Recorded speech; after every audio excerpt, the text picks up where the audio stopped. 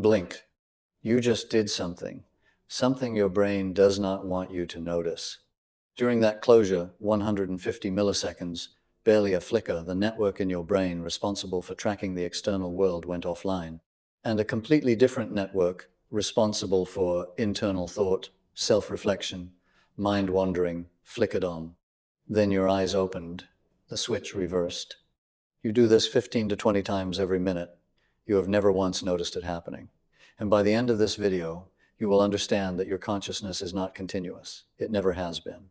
It is stitched together by the simplest motor action your face can perform, and the stitches have been invisible your entire life. This is the Dirac way. The standard explanation for blinking is moisture, lubrication, your eyelids close to wet the surface of the cornea. That is the story you were told, and there is a problem with it. Newborns blink once or twice a minute. Adults blink 15 to 20 times. That is a 10-fold increase. But infant corneas are not 10 times wetter than adult corneas. Their tear production is not 10 times more efficient. The variable that increases tenfold between infancy and adulthood is not corneal dryness. It is cognitive complexity. A newborn's brain processes a relatively undifferentiated sensory stream. An adult brain parses language, tracks social dynamics, manages working memory, segments narrative. The blink rate scales with cognitive development, not corneal demand. And there is something stranger. During conversation, your blink rate climbs above 26 per minute. During reading, it drops to 3 or 4. Same eyes, same cornea, same ambient humidity. But the rate changes by nearly an order of magnitude depending on what your brain is doing. If blinking were about moisture, the rate would be roughly constant. It is not even close. There is a fourth piece of evidence, and it is the strangest of all. Your brain begins suppressing visual sensitivity 30 to 40 milliseconds before your eyelid starts to move, before the lid descends, before anything physical happens. The brain is preparing for the blink, planning it, clearing the visual pipeline in advance. You do not need to suppress visual processing to wet your cornea. But if the blink is a planned cognitive event, a scheduled interruption to the data stream, then pre-suppressing the visual system makes perfect sense. Something else is driving this. And in 2013, a neuroscientist named Tamami Nakano, working at Osaka University, found it. But to understand what she found, you need to understand something about how your brain is organized. Because the answer involves two systems you have never heard of, a relationship between them that nobody expected, and a mechanism linking them that hid in plain sight for a decade. Your brain runs two large-scale networks in opposition. The first is the dorsal attention network. It spans the superior parietal lobule and the frontal eye fields, regions distributed across the top and front of the brain. When you focus on anything external, reading, watching, listening, tracking, this network is active. It is your brain's outward-facing system. Right now, as you process these words, your dorsal attention network is engaged. The second is the default mode network.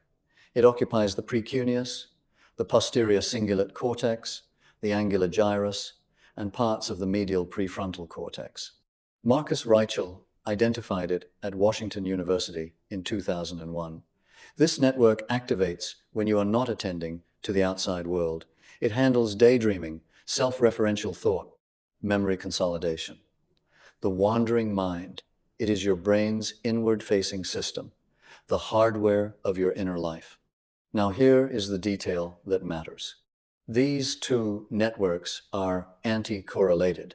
When one goes up, the other goes down. This is not a loose tendency. It is one of the most replicated findings in human neuroimaging, established by Michael Fox and colleagues in 2005 and confirmed across hundreds of subsequent studies. When you focus outward, internal processing quiets. When you turn inward, external attention dims. Your brain toggles between these two modes constantly. Outward, inward, world, self, world, self. For a decade after this anticorrelation was discovered, neuroscientists studied it extensively. They mapped it during sustained attention tasks. They observed it during rest. They watched it break down in neurological disorders. They treated it as something that happened on the scale of seconds to minutes, driven by task demands or spontaneous mind-wandering.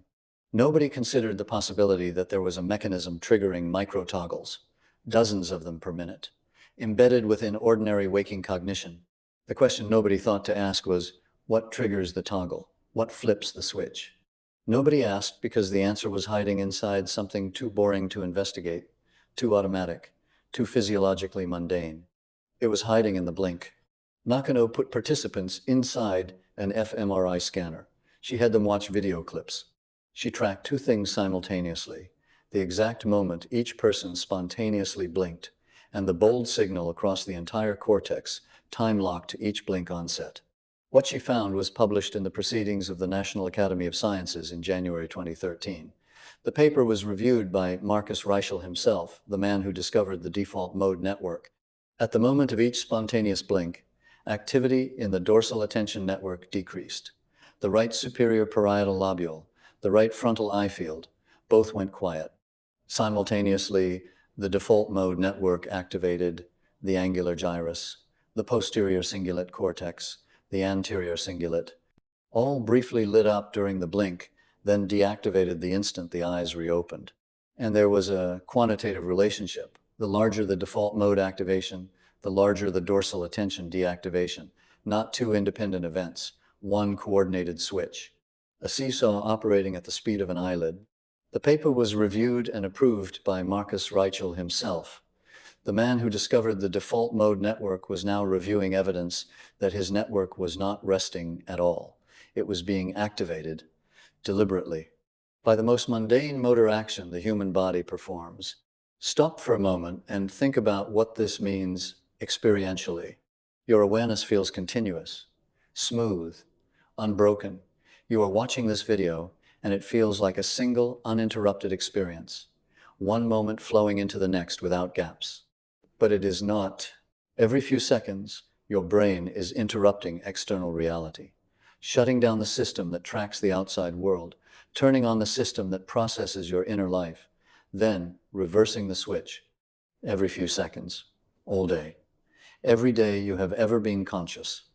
Your experience of a continuous present is a construction, a seamless illusion assembled from discrete frames, and the frames are separated by blinks. Consciousness is not a stream. It is a sequence, stitched together so precisely that you never notice the seams. 15 to 20 seams per minute, over 1,000 per hour, 20,000 per day. And not once in your entire life have you caught yourself in the act of switching. Now Nakano had to rule out the obvious alternative. Maybe the brain was simply responding to darkness. A blink is a blackout. Perhaps any visual interruption would produce the same switch. So she ran a control. She replaced blinks with matched blackouts of the video feed. Same duration, same loss of visual input. Eyes stayed open, screen went dark. The result was definitive. No network switch. The dorsal attention network did not decrease. The default mode network did not activate. The identical visual interruption, without the act of blinking, produced none of the effects. Not darkness, not the eyelid itself, not the loss of light. The brain was responding to the blink as a signal, an internally generated signal to disengage from the external world and briefly activate internal processing. Every blink is a micro-transition, outward attention to inward thought and back, 15 to 20 times a minute, a rhythm your brain has been running since the moment you opened your eyes this morning. And that rhythm, it turns out, is not random. If blinks were about lubrication, they would occur at regular intervals.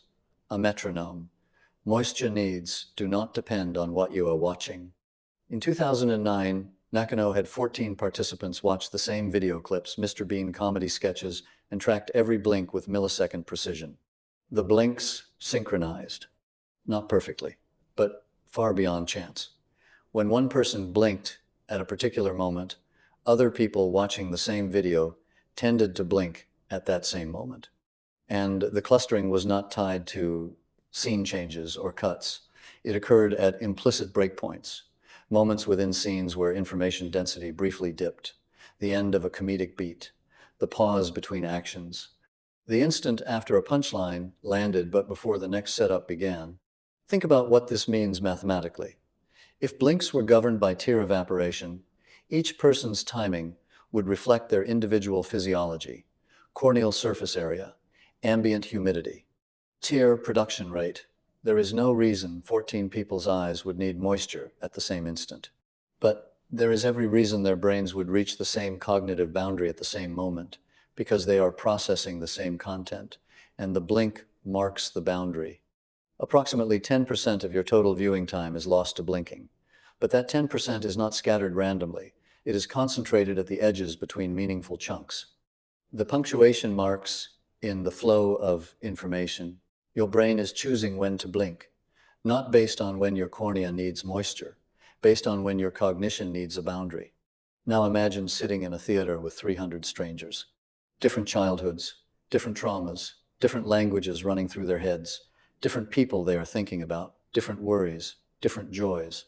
And at certain moments none of you are conscious of, all of your brains arrive at the same cognitive boundary at the same time. Hundreds of eyelids closing together, hundreds of dorsal attention networks briefly shutting down in unison, hundreds of default mode networks flickering on simultaneously. A hidden synchrony beneath conscious awareness. No signal, no coordination, no awareness that it is happening. Just 300 brains processing the same content, reaching the same structural endpoint at the same moment, and marking it with the same physical action. That is not just neuroscience. That is something closer to a shared unconscious rhythm, a cognitive pulse that beats through any group of humans processing the same information, invisible, involuntary, and real. The synchronization goes deeper than shared viewing. In 2010, Nakano published a study on blink entrainment during speech. She tracked speakers and listeners simultaneously with high-speed cameras. The listeners blinked with a delay of a quarter to half a second after the speaker blinked. That delay matters. A quarter to half a second is roughly the processing time for a completed phrase. The speaker finishes a thought, blinks. The listener processes the thought, reaches the same cognitive boundary a quarter second later, blinks. Two brains, arriving at the same structural endpoint, blinking in sequence.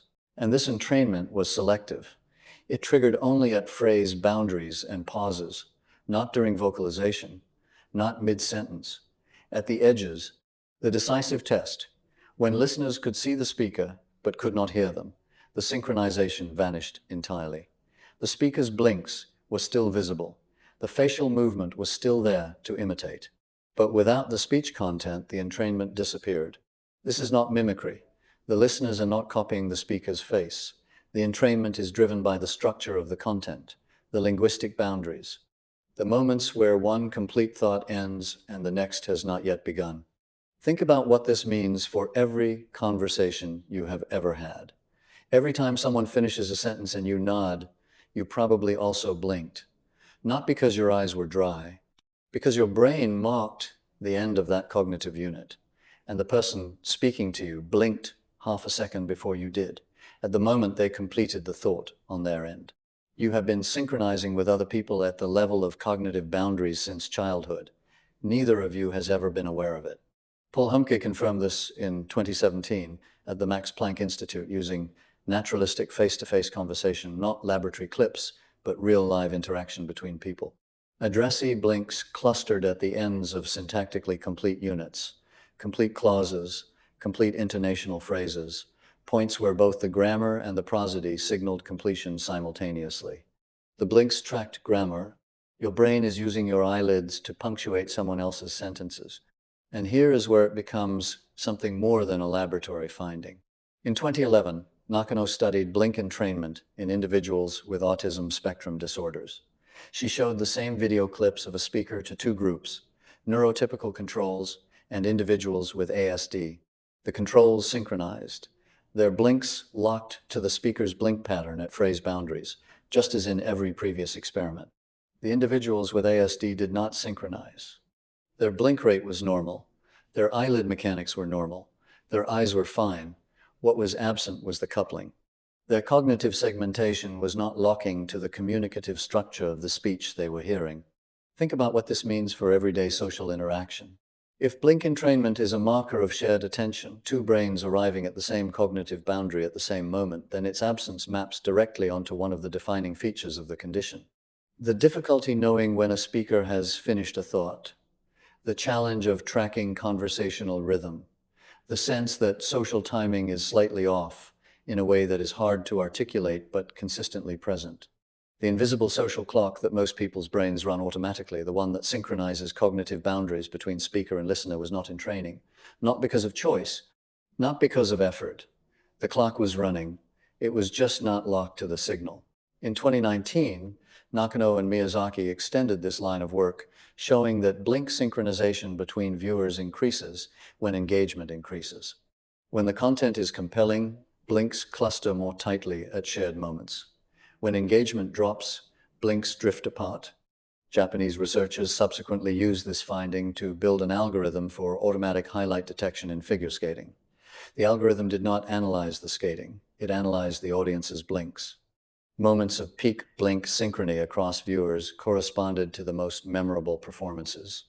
The collective blink pattern outperformed human judges. Your blinks are a social signal you never knew you were sending. Other people's blinks are a signal you never knew you were receiving. And the synchrony between them is a measure of something we do not have another name for, shared cognitive presence. So the question becomes, if this is a cognitive reset mechanism, what happens when you suppress it? The answer has been documented across dozens of studies, and the pattern is remarkably consistent. During reading, blink rate drops to 3 or 4 per minute, a 75 to 80% reduction from the resting baseline. Holland and Tarlow documented this in 1972, noting that the more items held in working memory, the fewer blinks occurred, and the blinks that did survive the suppression, they did not scatter randomly across the text. They fell at the boundaries between ideas, between sentences, between paragraphs. Even while the brain was aggressively reducing its own reset frequency to protect the visual data stream, the remaining blinks still tracked cognitive structure. Drew showed the same effect in 1951 using bomber mission simulations. Poulton and Gregory confirmed it in 1952. Subsequent studies documented blink suppression during air traffic control, flight simulators, surgical procedures, and anti-aircraft warfare simulations. The pattern is universal. When visual attention demand increases, blink rate decreases. The brain is protecting the incoming data stream by reducing the frequency of its own interruptions. But here is where the logic inverts. And this is the finding that the lubrication hypothesis cannot survive. Anna Maria Magliacano and colleagues at the University of Campania showed in 2020 that during auditory cognitive tasks with no visual input whatsoever, blink rate increases as difficulty increases. More cognitive demand, more blinks, more resets. The brain is not protecting visual data. There is no visual data. And yet blink rate changes in response to cognitive load. Two directions. Visual tasks suppress blinks. Cognitive tasks amplify them. Lubrication explains neither direction, but cognitive resource management explains both. During visual tasks, the brain reduces resets to avoid losing data. During cognitive tasks, it increases resets because the processing itself requires more frequent toggles between the external and internal networks. The brain is not blinking to wet the cornea, it is blinking to think. And the neurochemical layer confirms this. Blink rate correlates with central dopamine levels. Carson documented this in 1983. John Keyes and Colzado reviewed it comprehensively in 2016. Higher dopamine, higher blink rate. Lower dopamine, lower rate. Parkinson's disease, progressive death of dopamine neurons in the substantia nigra, reduces blink rate dramatically. The mask-like face of advanced Parkinson's is partly a dopamine-depleted blinking center running at a fraction of its normal speed. The cognitive reset mechanism, slowing down. Schizophrenia, elevated mesolimbic dopamine elevates blink rate, the reset mechanism running too fast. Dopamine agonists increase blink rate. Antagonists decrease it. Some researchers have proposed using spontaneous blink rate as a real-time, non-invasive assay of dopaminergic medication efficacy. Your blink rate is a readout of your dopaminergic state, a chemical meter on your face, and dopamine is the neurotransmitter most centrally involved in attention, reward processing, and gating information into working memory. The molecule that decides what matters is the same molecule that decides how often your brain resets. Now, there's one more finding that seals this, and it is the one I mentioned near the beginning, but did not fully explain. The anticipatory suppression. This is the detail that makes the blink impossible to explain as a reflex and forces you to see it as a planned cognitive event. Frances Volkmann at Brown University conducted a series of experiments throughout the 1980s. Her method was ingenious. She needed to measure visual sensitivity during a blink without the eyelid itself interfering with the measurement. So she delivered visual stimuli through the roof of the mouth, the palate, using a fiber optic cable. The light entered the skull from below, bypassing the eyelids entirely. The retina was illuminated regardless of whether the eyes were open or closed. Then she measured how sensitive participants were to those stimuli at different time points relative to their blinks. The result: visual sensitivity began declining 30 to 40 milliseconds before the eyelids started to move. The lid had not descended. Nothing about the eye had changed physically. The retina was still fully exposed to the palate-delivered light, but the brain was already reducing its responsiveness to visual input. This is a corollary discharge, the same kind of predictive signal the motor system sends during voluntary movement to suppress self-generated sensory consequences. It is the reason you cannot tickle yourself. Your brain predicts the sensory outcome of its own motor commands and attenuates the perception in advance. The same mechanism operates during blinking. The brain predicts the visual consequences of the upcoming eyelid closure, the large, slow luminance change of a lid sweeping across the visual field, and pre-suppresses exactly the spatial frequency channel that would detect it. This is why you have never seen your own blink. Not because it is too fast, because your brain is actively preventing you from perceiving it. The suppression begins before the motor command is complete, renders the blink invisible to your visual system, and ends after the eyelid reopens. Volkmann proposed that this mechanism is functionally identical to saccadic suppression, the system that prevents you from perceiving motion blur during rapid eye movements. Ritter and Tomlinson confirmed in 1993 that both forms of suppression affect the same spatial frequency bands. The same neural circuit appears to manage both, and both serve the same purpose. They are planned interruptions, scheduled, anticipated, executed with preparation. The full sequence runs like this. First, blink suppression begins. Visual sensitivity drops. Second, the eyelid closes. The retina is occluded for 100 to 200 milliseconds. Third, the dorsal attention network deactivates. External attention releases. Fourth, the default mode network activates. Internal processing flickers on. Fifth, the eyelid reopens. Sixth, the dorsal attention network reactivates. External attention is restored. 6 coordinated steps, under 400 milliseconds. Below conscious awareness, 15 to 20 times every minute of your waking life. This is not a reflex with accidental cognitive consequences. This is a centrally planned event with a defined computational purpose. The brain decides when to blink, suppresses vision in advance, executes the closure, triggers the network switch, reopens, restores, and you never know it happened. And there is someone who understood this intuitively. Decades before the neuroscience, he was not a scientist, he was a film editor. Walter Murch edited Apocalypse Now, The Conversation, The English Patient, won an unprecedented double Oscar for editing and sound mixing on The English Patient in 1997. In 1995, he published a book called In the Blink of an Eye. The title was not metaphorical. While editing Gene Hackman in The Conversation, Murch noticed that every time he found the right frame to cut the exact transition point between two shots, Hackman was blinking, not near the cut point, at it. Frame by frame, the actor's blink and the optimal edit point coincided. This troubled him. It was too consistent to be coincidence. So he developed a theory. A good actor's blinks, Murch proposed, are tied to their emotional and cognitive state within the scene. The blinks fall where the character's thoughts shift. where one internal idea completes and the next begins. And that is precisely where the editor wants to cut. The cut and the blink mark the same cognitive boundary. Two expressions of the same segmentation. He noticed the inverse. A bad actor can be spotted by the rhythm of their blinking. It does not match the emotional landscape of the scene. The blinks feel arbitrary, disconnected, and the entire performance feels wrong without anyone being able to articulate why. The blinking is wrong. Everything downstream follows. Murch's deeper theory: film cuts work because they mimic the cognitive function of blinks. A cut is a discontinuity. One moment you see a face, the next a street. That kind of instantaneous displacement does not occur in ordinary perception.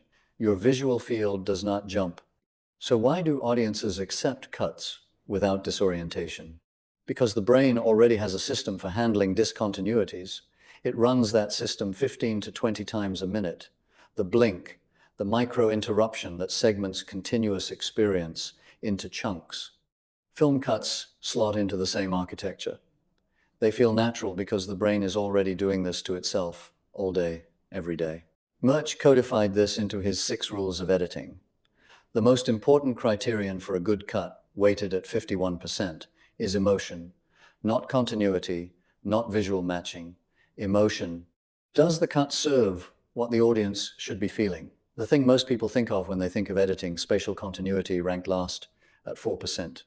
The thing that matters most is what the default mode network processes during its momentary activation. Emotion, internal state, the very computation Nakano's blinks trigger. In 2017, Andreu Sanchez confirmed this experimentally at the Autonomous University of Barcelona. Classical Hollywood editing cuts at narrative and emotional boundaries decreased viewer blink rates. The film was performing the brain's segmentation for it. The edit replaced the blink, but fragmented editing cuts at arbitrary moments produced a clash. The editorial grammar conflicted with the neural grammar. The brain could not integrate the external segmentation with its own rhythm. Jeffrey Sachs at Washington University had shown in 2010 that the brain naturally segments continuous experience into discrete events. Subjects watching films and pressing buttons at perceived breakpoints agree with remarkable consistency. Their segmentation points cluster at the same moments where blinks cluster. A film editor in San Francisco, noticing where an actor blinks. A neuroscientist in Osaka, measuring network switches in a scanner. A cognitive psychologist in St. Louis, modeling event perception. 3 independent investigations from 3 disciplines, converging on the same conclusion. The blink is a punctuation mark in the stream of conscious experience, and it always has been. Now, here is where this stops being neuroscience and starts being about your actual life. The average person now spends more than 7 hours a day staring at screens, algorithmically optimized visual streams designed to suppress disengagement, infinite scroll, rapid cuts, constant motion. Autoplaying content engineered to hold the dorsal attention network in sustained activation. Your blink rate during screen use drops to as low as 3 or 4 per minute, the same suppression that occurs during reading. But screen time is not reading. Reading has natural boundaries. Sentences end, paragraphs break, pages turn. Each boundary is a place for a blink, a reset. A micro moment where your default mode network activates. You briefly process what you just read, and you return. Infinite scroll has no boundaries. The content does not end. The feed does not pause. The visual stream creates no implicit breakpoints for your blink timing system to lock onto. And so, the resets get suppressed not for minutes, but for hours. Yes, your eyes dry out. That is the symptom you notice. But there is something beneath it. If each blink is a micro-activation of the default mode network, a brief pulse of internal processing, a fractional second of self-referential thought, then suppressing blinks for hours means suppressing your brain's access to its own inner life. Sustained outward attention without periodic inward reflection. The brain's external-facing system running without its normal refresh cycle for hours. The feeling people describe after long screen sessions: brain fog, difficulty remembering what you just consumed, the sense of having been somewhere without actually having been present. That strange emptiness after scrolling for an hour and absorbing nothing. That may not be fatigue in the ordinary sense. That may be what happens when a segmentation mechanism designed to fire 15 to 20 times a minute gets suppressed to 3 or 4. Your brain has been consuming reality without periodically processing what reality means. Think about what that implies for a generation. 7 hours a day, every day, for years, starting in childhood. Your brain evolved around periodic cognitive resets, 3 to 4 seconds between each one. A rhythm calibrated across millions of years of primate cognition, from primates processing forest canopy to humans processing language and social signals. Modern interfaces are engineered against those resets. Infinite scroll eliminates boundaries. Autoplay eliminates pauses. Algorithmic feeds eliminate the moments of low information density where blinks naturally cluster. And nobody has asked what happens when you suppress 20,000 daily cognitive resets by 75% for years, starting in childhood. Nobody asked because nobody knew the resets were cognitive. Everyone thought they were about moisture. The blink rate is controlled by the globus pallidus, a structure deep in the basal ganglia. Neuroscientists call it the blinking center. It does not measure tear evaporation. It does not respond to corneal dryness. It responds to dopamine concentration, attentional state, cognitive load, and the structural boundaries of the information being processed. It is a cognitive timer, not a moisture sensor. And the interval it keeps 3 to 4 seconds between blinks at rest corresponds to something that has fascinated psychologists since William James first described it in 1890. The specious present, the subjective window of time the brain treats as now, the duration of a comfortable spoken phrase, a single musical bar, the span of time during which events feel connected rather than sequential. If the blink marks the boundary of each specious present, then blinking does not merely segment cognition, it segments consciousness itself. Each blink is the end of one moment and the beginning of the next. The period between two blinks is not just a stretch of time, it is a single page of experienced reality, and the blink is the page turn. Sleep deprivation increases blink rate, meditation decreases it, stimulants shift it one direction, sedatives the other. Each of these conditions changes the subjective experience of time. If the blink rate is setting the clock speed of cognitive segmentation, then anything that changes the blink rate is changing the temporal resolution of conscious experience, how long a moment lasts. Nakano confirmed the self-referential architecture of this system in 2015. She applied transcranial magnetic stimulation to the right angular gyrus, one of the default mode network regions that activates during blinks, and found that it also controls when blinks occur. The structure that benefits from the reset is the same structure that triggers it. The system maintains itself, a self-sustaining oscillation between two modes of consciousness, external and internal, mediated by the simplest motor action your face can perform.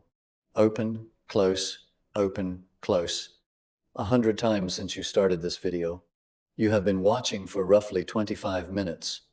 During that time you blinked approximately 300 to 400 times. Each blink briefly turned off the system tracking my words and turned on the system responsible for your inner thoughts. You have been leaving this video every few seconds, visiting your own inner world for a fraction of a second, and returning hundreds of times. You never noticed. And your blinks were not random. They clustered at the ends of my sentences, at the pauses between ideas, at the moments where one section ended and the next had not begun. If someone else watched this same video in another room at another time, their blinks would cluster at the same moments. Two strangers, no connection, no coordination, but their eyelids moved at the same time. Their attention networks deactivated at the same frames. Their default mode networks flickered on together. The same cognitive rhythm, the same structural boundaries, the same invisible synchrony. You think consciousness is what happens while your eyes are open. But some of the most important processing your brain performs may happen during the moments you stop seeing entirely. The brief instance where your brain stops consuming reality and processes what reality means. Every blink feels like absence. Neurologically, it may be the opposite. Tamami Nakano opened her paper with a sentence that now reads as an understatement. It remains unknown why we generate spontaneous eye blinks every few seconds, more often than necessary for ocular lubrication. What her work reveals is that the blink is not a quirk of biology. It is a feature of consciousness, one of the brain's most fundamental timing mechanisms, running below awareness, segmenting reality into the units your mind processes, one at a time, connecting your cognitive rhythm to every other human being processing the same world. Your eyelids are not windshield wipers. They are punctuation marks, and your brain has been writing in a language you have never learned to read.